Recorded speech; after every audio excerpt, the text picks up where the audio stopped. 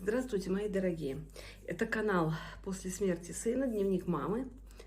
Сегодня 96-й день прошел с тех пор, как от нас ушел наш младший сын Ваня, Иван. Я Екатерина Варади, создатель и ведущая этого канала, соответственно, мама Вани. И сегодня я в очередной раз поняла мысль, о которой я уже не раз говорила, что человеку нужен человек, потому что горе невозможно перенести в одиночку. И иногда бывает так, что буквально очень короткий разговор меняет твое состояние. То есть в один момент ты задыхаешься от боли, от горя, и буквально через час происходит разговор с человеком, после которого ты вдруг снова начинаешь видеть свет. И разговор этот не заключается в утешении, не в том, что тебя пытаются убедить, что ничего не произошло, совершенно по-другому. Но давайте перейдем к дневниковому формату все-таки, потому что, хотя чисто так серьезных событий не происходило, но тем не менее были интересные моменты, которыми бы я хотела с вами поделиться. Утро, оно было у меня, как всегда, я проснулась очень поздно, в полудохлом состоянии, как всегда, мне не хотелось никуда идти, к тому же у нас здесь опять жара началась, и я такая вот в полусне, полудреме, но я решила с собой не бороться по этому поводу, что-то читала, что-то делала, какой-то сценарий, дремала, и пришло, да, правда, в это время утром у меня забирают Джека, потому что Джек спит со мной, муж или сын у меня забирают Джека, сегодня муж забрал, а ребята, сын с женой, пошли смотреть город, а муж остался с Джеком. Вот Джек его всячески курощал и низводил по Карлсону. Вот. И особенно это началось, когда я проснулась. В тот самый момент, когда я проснулась, он стал его изводить окончательно, чтобы он его вел ко мне. Причем мы уже не раз убеждались в том, что Джек великолепно чувствует, когда каждый из нас просыпается. То есть он, причем у нас сейчас комнаты разные, то есть мы даже не имеем общей стены рядом. Он сразу чувствует, когда ты открываешь глаза, и начинает вести себя соответственно. Также он чувствует мужа, также он чувствует Сашу, но особенно когда он может с этого что-то поиметь, так это тем более. В общем, сегодня мне муж сказал, что будь добра, как только ты открываешь глаза, сообщать мне, потому что собака больше не может, меня начинает изводить со страшной силой. И он позвонил ребятам и сказал: хотите, я вам бесплатно продам собаку, но ребята были далеко, в другом конце Брюсселя, поэтому пришлось ему с Джеком мучиться самому. Вот, и Джека привели ко мне, он радостно поел, и после этого отключился сразу же и спал у меня под одеялом. То есть все вот эти вот его курощения и низведения закончились, как только он увидел меня. Потому что такая забавная деталь, и, конечно, Джек приносит очень много радости всем каждый день. И ужином мы пошли ужинать, как обычно, по нашей традиции. И тот ресторан, которым у нас в отеле, он выходной сегодня, мы нашли какой-то ресторан бельгийский неподалеку, пошли туда и смогли забронировать место на террасе, и очень все было очень вкусно, прям действительно именно бельгийские блюда мы ели, национальные, конечно, и международная кухня у них есть тоже. И, вы знаете, мы так вот задумались над тем, что Бельгия совершенно маленькая страна, то есть там сколько, 2-3 миллиона народу живет, намного меньше даже, чем Венгрия. И, тем не менее, у Бельгии очень сильное сельское хозяйство, очень сильная промышленность. И вот если так навскидку сказать, что вот бельгийское пиво всемирно известное, бельгийский шоколад всемирно известный, вот эти вот вафли, не знаю, как они по-русски произносятся, венгры называют гофри,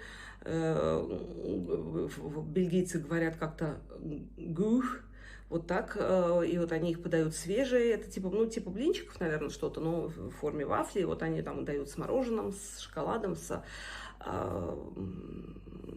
сливками. И вот мы когда заходили в магазин покупать там себе минеральную воду, всякие, вот дома, чтобы все было, то обратили внимание, что вот покупаешь минеральную воду, там 1-2 фирмы французские, 1-2 итальянские, все остальное это бельгийская вода. И все то же самое касается основных продуктов. То есть большинство продуктов в супермаркете не международного производства, а именно бельгийского. И это, слушайте, настолько потрясающее впечатление, потому что, ну, в Венгрии мы привыкли к другому, что у нас все-таки маловато производителей местных, и очень большой акцент делается на экспортных продуктах. А здесь действительно ты прям испытываешь вот невольную гордость какую-то за эту страну, при том, что все вокруг, оно очень похоже на Францию, но как бы уютнее, домашнее и теплее. И сами бельгийцы, они чувствуются, что они очень любят свою страну, но никогда не выказывают пренебрежение, высокомерие по отношению к иностранцам. И стараются, чтобы их поняли. То есть вот на английском языке они все разговаривают, есть английское меню. И знаете, это такое потрясающее ощущение, что такая маленькая страна с большим достоинством, которая, тем не менее, она не пытается доказать, разрывая рубаху на груди и говоря, да вот я тут самый крутой, а как-то очень спокойно и тоже с достоинством просто себя ведут, не выпячивая вот эту свою самоидентификацию, какое-то даже не самолюбие, а вот гордость за свою страну. Она есть, ты это чувствуешь, но она никоим образом не выпячивается и о ней не кричится на всех углах. То есть такое интересное наблюдение у нас было, хотя что мы тут мало чего увидели, особенно я в Бельгии. Потом у нас был ужин, и такой, знаете, очень светлый. Мы вспоминали прошлое, вот первые годы нашего, ну, как мы поженились с мужем, мы уже женаты 37-й год, а знакомые под 40 уже, и мы вспоминали первые годы, рассказывали ребятам какие-то вещи, мы там вместе все смеялись, потом Ваньку вспоминали, его словечки, и знаете, что интересно, что все члены нашей семьи не говорят про Ваньку «был», мы все говорим про него в настоящем времени. Вот как-то не ложится у нас вот ощущение, что он живет. Опять же, может быть, это из-за нашей веры, из-за особенностей вероисповедания, может быть, просто какое-то внутреннее ощущение, но совершенно нет ощущения, что Ваньки нет.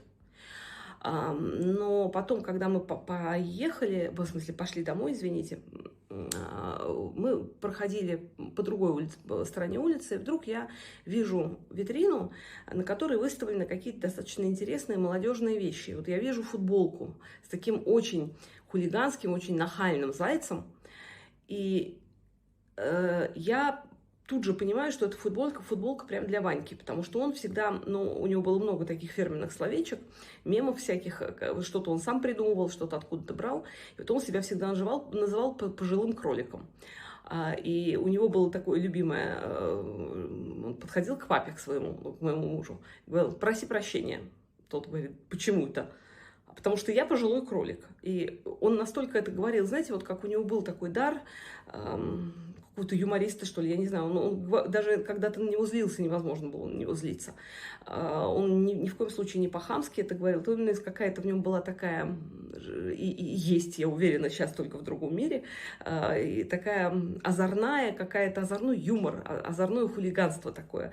Вот знаете, такое прям вот немножко лисье, немножко, не знаю, сложно определить. И вот у меня первое было ощущение, что это футболка для Ваньки, и мне хотелось пойти в магазин и ее купить. И только потом я вдруг поняла, что покупать ее некому, что я не могу купить своему сыну подарок. И это, конечно, знаете, то ли как удар в грудь, то ли как наоборот, как будто тебя что-то стискивает вот так внутри. То есть это, конечно, тяжелое ощущение в первый момент. И мы потом погуляли с Джеком, потом вернулись домой, уже все пошли спать, кроме меня. Я осталась, и мне нужно было для Facebook-поста найти фотографии, там с одного из открытий наших выставок. Я стала искать и наткнулась на видео Ваньки, как он выступал в школе, как он там был последний вальс их на выпускном балу, и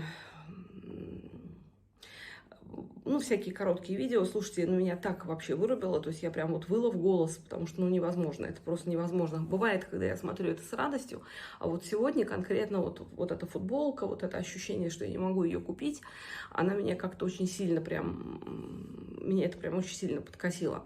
И вдруг в этот момент мне написала женщина, одна моя знакомая, с которой мы переписываемся периодически. У нее смертельно больна мама.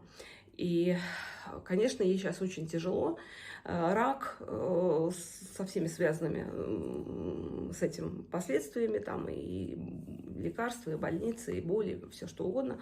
А семья у них очень хорошая, любящая, дружная. И, конечно, этой женщине очень тяжело. И тем не менее она нашла слова для того, чтобы меня утешить. Причем она для этого не делала ничего. Я просто ей рассказала о том, что произошло. Она знала Ваню, Ваня знал ее, и она его помнит хорошо, и она тоже о нем говорит все время только в настоящем времени. И она очень хотела нам помочь, потому что она сама занимается лечебным массажем, лечебной гимнастикой, то есть она работает с больными людьми. И она все время хотела Ване помочь, но как раз мы все время то были на обследовании, то в больнице, не сложилось. И когда я ей рассказала про футболку, она мне сказала: слушай, а ты купи эту футболку. Купи эту футболку и задай себе в душе, в сердце вопрос. Как будто бы спрашиваешь Ваню, кому он скажет ее отдать. Вот ты ее отдашь тому, кому он скажет. Поверь мне, что ты почувствуешь сердцем. И вдруг я поняла, что вообще к тому моменту я действительно уже приняла решение эту футболку купить. Хотя бы просто в память о том, что... Потому что, знаете, такие моменты, они вдруг начинают забываться. Ты давно не видишь человека, и ты забываешь его какие-то словечки смешные, забываешь его выражение его лица. Вроде бы как помнишь, но вроде бы как и нет. И я уже как приняла решение это купить, но оно было для меня неосознанно. И тут вот, когда она мне сказала... Я думаю, да, действительно, я пойду и куплю эту футболку и спрошу, вот у себя внутри, я спрошу Ваню, какое он мне даст распоряжение по поводу этой футболки. И знаете, что удивительно, мы с ней так немножко попереписывались, это даже был не личный разговор, это была переписка в WhatsApp. И она мне прислала какие-то свои фотографии, я тоже ей что-то рассказала. И вдруг я поняла, что вот этого комка, вот этой боли уже нет, а появился какой-то внутренний свет. Вот эта уверенность, что мой сын жив, и что он меня видит, и что можно с ним разговаривать, что можно задать ему вопрос, получить ответ. И как удивительно, что вот один разговор так сильно все изменил. Вот изменил вой, боль, которая тебя оглушает, на ощущение света. И вы знаете, о чем я, собственно, подумала, что я все время вам говорю про Ваньку, но вы же его не знали.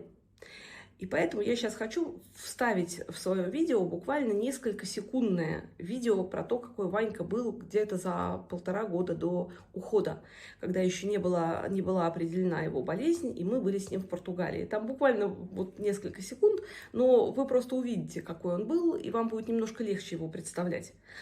Сейчас я специально замолчу, чтобы можно было отрезать видео на этом моменте. Вот. 3. Что сказать, находимся на мысе Рока, кайфуем, забываем, что такое работа, учеба, напряжение. В общем, те, кто хотят заставить нас работать, мы с вами общаться не хотим.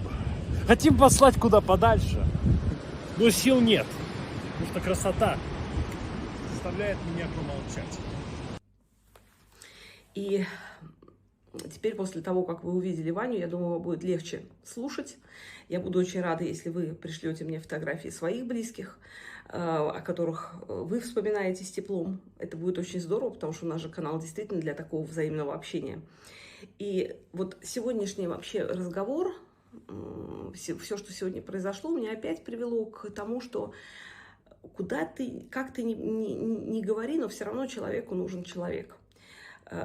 Человеку нужен человек, потому что нести горе в одиночку непереносимо, потому что разговор с другим человеком, даже, казалось бы, не впрямую утешительный, не то, что тебя гладит по плечу, а просто с человеком, который тебя слушает и понимает, может быть, даже молча. Вот такой разговор, он может твою неизбывную боль хотя бы на время забрать, или она сама уходит. Я не знаю, что происходит в этой ситуации. Но важно, чтобы просто кто-то с нами был рядом. И на этом, в общем-то, самое главное я сказала. И я хотела бы в завершении этого сегодняшнего видео вам пожелать, чтобы каждый из вас нашел человека, которому мог бы, с которым мог бы поговорить в тяжелый момент. Человека, который вас понимает, и человека, который может забрать или помочь вам убрать эту боль хотя бы на какое-то короткое время. И человек, с которым вы в очередной раз поймете, что ваши дети, уйдя от нас, они не исчезли, они не пропали, они не умерли, они остались жить где-то в другом измерении, в другом мире. Они нас видят, они нас слышат, они нас любят. И я думаю, что эта мысль, если ее все время думать, она все равно делает легче. Я каждый из вас желаю, чтобы вам, нам всем стало немножко легче, чтобы мы с вами ощутили тепло друг друга.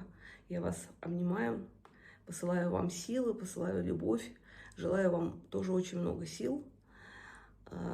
Мы с вами вместе все преодолеем. Спокойной ночи, мои хорошие. Да, забыла, у кого ночь, у кого день, у кого утро. В общем, хорошего времени суток.